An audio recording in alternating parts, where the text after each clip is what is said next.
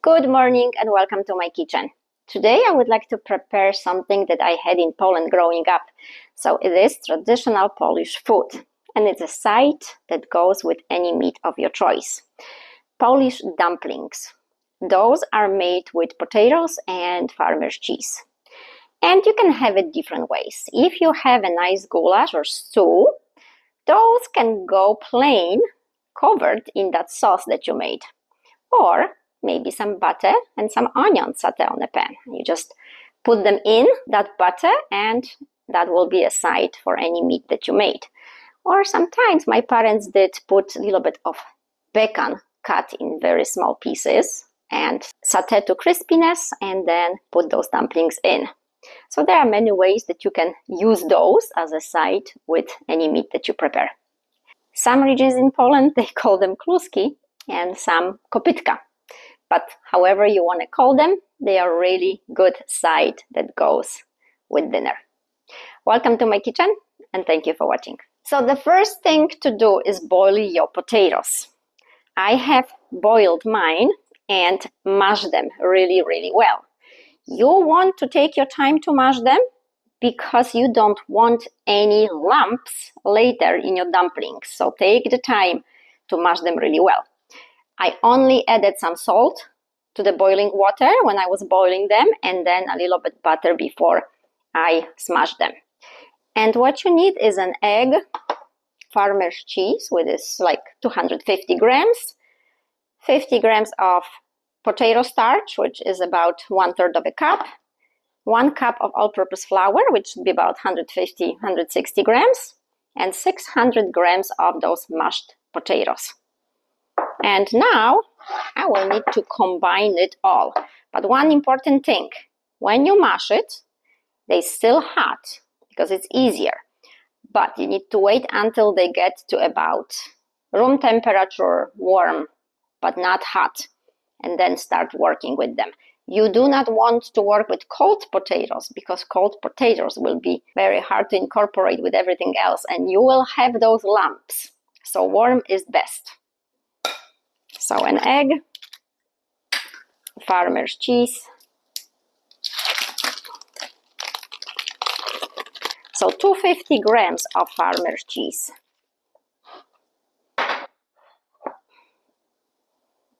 And some salt. And now just work to combine it all.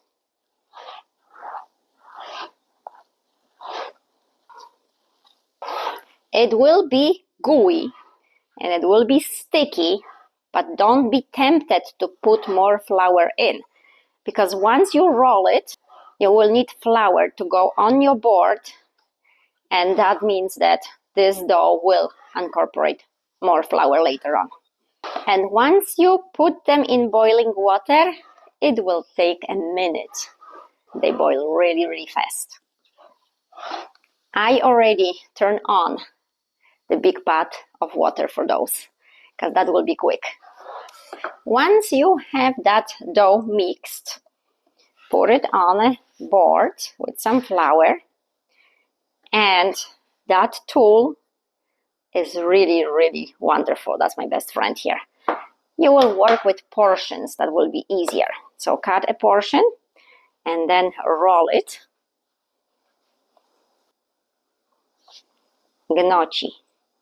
Gnocchi Polish way.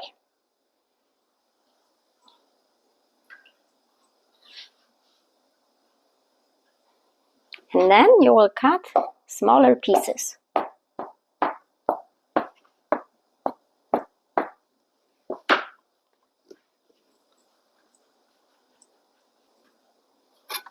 There is another type of dumpling, Sicilian dumplings, when you use most the potato starch flour and they are more chewy texture. And those were my favorite when I was a kid. And again, I don't want to put too many at once in the water because since they boil for such a short time, I want to make sure I have plenty of time to take all of them out at the same time. So it's better to do it in portions. Minute and a half is cooking time you will need for those. So in that pot, I have put a bouillon beef bouillon for the flavor. I want the flavor to be there, and some salt. And also I have another dish with melted butter.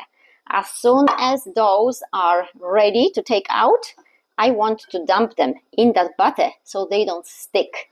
Okay, my water is boiling. It is a good thing to stir it, make a tornado, as my son says, and then put those in.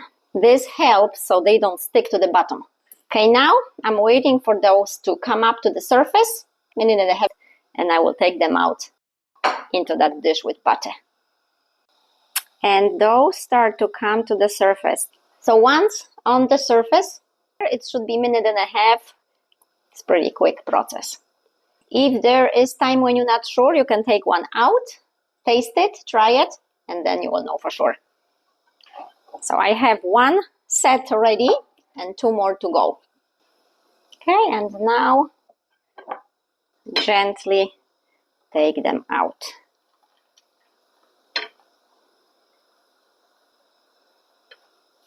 So the other dumplings I was telling you about contain more potato starch, and potato starch makes them more gooey. But you shape them as a circle, and in the middle you make a dent, pretty big dent. And that dent is for any meat goulash stew. So you can put it over those dumplings and the sauce stays inside that dent. So the dumpling is full of that sauce and that flavor. And I'm telling you, I loved it when I was a little girl. Okay, my third batch. Okay, first I want to stir, create that tornado. Okay, and last one. My little girl, she will eat them plain, just like that, just butter and salt. That's all she needs. She likes them so much. So dumplings are ready, and instead of mashed potatoes, for example, I can have those with the stew I made yesterday. And my dinner is ready. That meat that I used was beef, and I cooked it in slow cooker overnight. It is falling apart. Get this recipe going as well, and once it's ready, I will connect those two videos together. Thank you for watching. Enjoy it.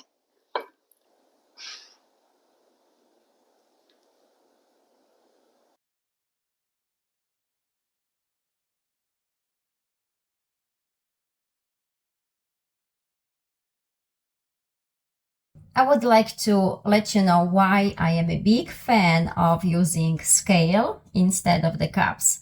I do put measurements in cups, so it's easier. As you know, I'm from Europe, so everything for me is in grams.